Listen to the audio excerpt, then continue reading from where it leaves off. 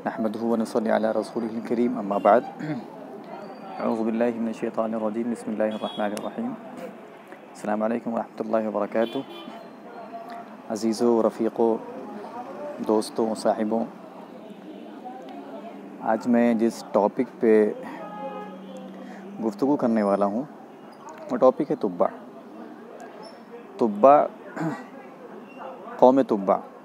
कुरान मजीद में लफ्ज़ तुब्बा अल्लाह तबारक व तआला ने 2 मरतबा इसका ज़िक्र किया है, एक सूरह दुखान के अंदर और दूसरे सूरह क़ाफ़ के अंदर।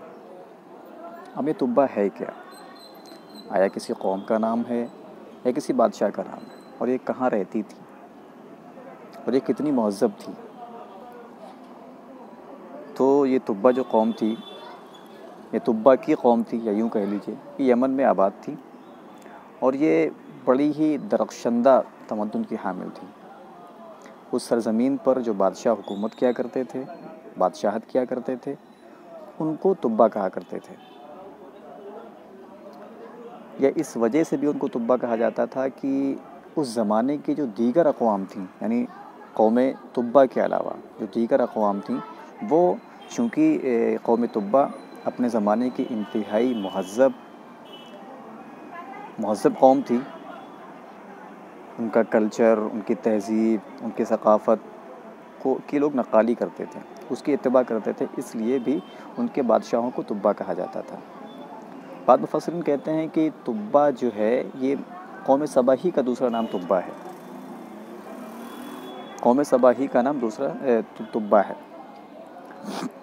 और इनको तुब्बा इसलिए भी कहा जाता है कि इस ख़ानदान के जो बादशाह थे वो एक के बाद दीगरे बरसर हुकूमत आते रहे, इस वजह से इनको भी तुब्बा कहा जाता है। अब तुब्बा के हालात, तुब्बा के वाक़यात, उनकी तहज़ीब, उनका कल्चर, उनकी मईशत, उनकी इक़्तिसादियत, तो ये ज़ाहिर है कि वो अपने ज़माने की ऐसी कौम थी कि जिसको सबसे ज़्यादा उरूज हासिल था। ये जो थे यानी तुब्बा, ये हमीरी बादशाह हुआ करते थे, यानी हमीरी ख़ानदान था। जिस तरह से ईरान के अंदर सासानी ख़ानदान था जिसकी हुकूमत थी, इसी तरह से यमन में भी एक हमीरी ख़ानदान था जो बरसर इक़्तिदार था, यानी सदियों से उनके ख़ानदान के लोग बादशाहत करते हुए आ रहे थे।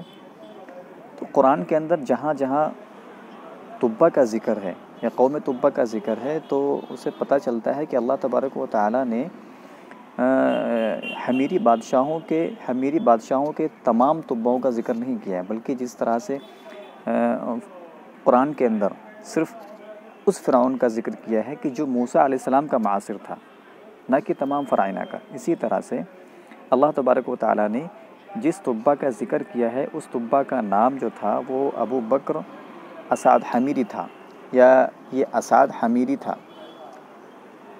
ये एक दफ़ा किश्वर कुशाई की गरज से जा रहा था, तो मदीने के करीब पहुंचा और उसने मदीने के यहूदियों को धमकी दी कि मैं मदीने के शहर को तबाह व बर्बाद करने वाला हूं।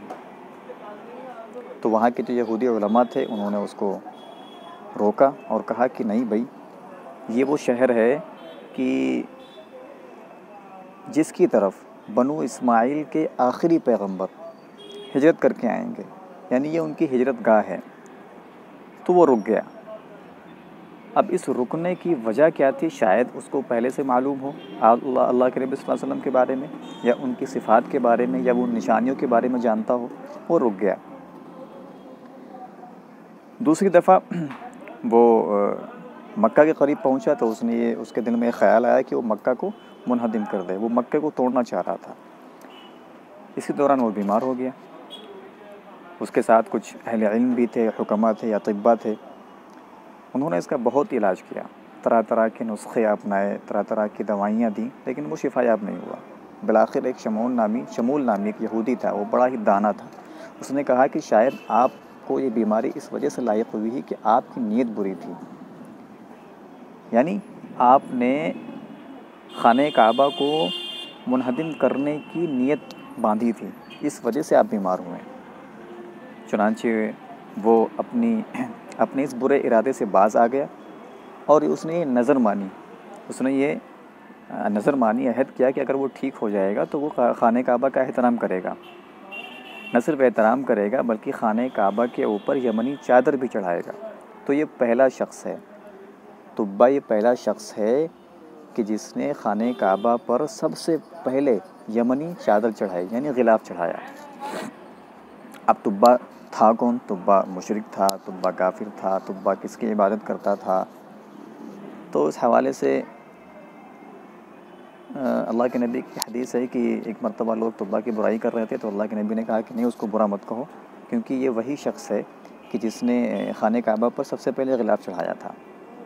बाद में मुफस्सिरीन कहते हैं कि तुब्बा जो था वो हक़ का तालिब था और मुसलमान था, यानी वो ईमान ले आया था, वो ईमान ले आया था। नीज़ तुब्बा बड़ा ही ज़ोरावर बादशाह था। हिंदुस्तान के बहुत से इलाक़ों पर उसका कब्ज़ा था, बहुत से इलाक़ों पर उसका कब्ज़ा था। लेकिन इसकी जो कौम थी, इसकी जो कौम थी यानी कौम तुब्बा, उन्होंने इसकी बात नहीं मानी। इस बादशाह ने जब अपनी कौम को अल्लाह की तरफ दावत दी, एक अल्लाह की तरफ दावत दी, तो इसकी कौम ने इनकार किया, जिसकी पादाश में अल्लाह तबारक व तआला ने इसकी कौम को तबाह व बर्बाद कर दिया, अज़ाब मुसल्लत कर दिया और ये पूरी कौम हलाक कर दी गई। तो ये था तुब्बा का मुख्तसर सा तारुफ़। आप अगर चैनल पर नए आए हैं तो चैनल को सब्सक्राइब कर दीजिए, लाइक और कमेंट कीजिए और बताइए कि आपको ये वीडियो कैसी लगी। मिलते हैं इंशाअल्लाह अगली वीडियो में किसी दूसरी कौम को लेकर के, उस पर गुफ्तगू होगी, उस पर बात की जाएगी। तब तक के लिए अपना ख्याल रखें। अल्लाह हाफ़िज़। अस्सलाम वालेकुम।